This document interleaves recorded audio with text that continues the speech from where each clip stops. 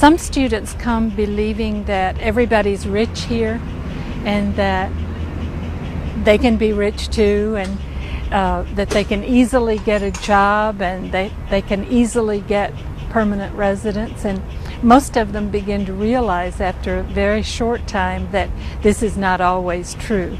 There are possibilities to work, but they're not everywhere around you. It's not easy. And we have problems too, and some of our problems have to do with poverty and high health care costs and various and sundry things. So I think most international students begin rather rapidly to get a better realistic view of what life is like in the U.S. and in fact what the U.S. is like. It's not always like the movie and TV. I think a lot of students follow something that's known as the U-curve of cultural adjustment, and that is when you're first here, you're very excited and everybody is being particularly nice to you because you're a newcomer. And some people call this the honeymoon stage. You're feeling great at the beginning. A lot of students then after that, and at varying times, experience sort of a downturn. Maybe because of weather, maybe because of academics, maybe because of exams, or missing friends, missing family, missing home food, missing home. Many students experience that, some very soon and some longer. And some seem to experience over and over and over again this sort of downturn. Most students at a certain point begin the critical stage, and that is starting to come up again and recognizing that there are good things about here and there are good things about home, and that neither one is perfect. And at this stage I think that's the most important stage, because the student then can be sort of a transition between the two cultures and can help new students coming in as well as translate to home culture the points about the U.S. culture. I think a lot of students go through that. I've seen international students become much more open, much more social. I don't want to say aggressive, but learning how to assert, to take part in things, even to the point of being able to speak and argue in class and interact more with the professors.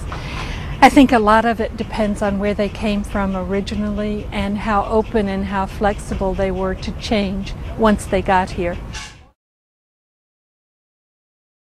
I think part of the benefits of studying here rests with the great diversity, people from all over the world sharing knowledge. I think that's extremely important. I think students learn a lot about communicating across cultures, especially if they don't spend their whole time in the United States with other students or other people from their own culture. I think people learn very much if they're willing to come out of that speaking their language and staying with their own kind all of the time. Well, I like the writer Stephen Covey, and I like what he has to say when one is beginning something new, and that is begin with the end in mind. So I recommend that students start with how they would like to see themselves at the end of 2 years or at the end of 4 years or longer if they're doing a degree.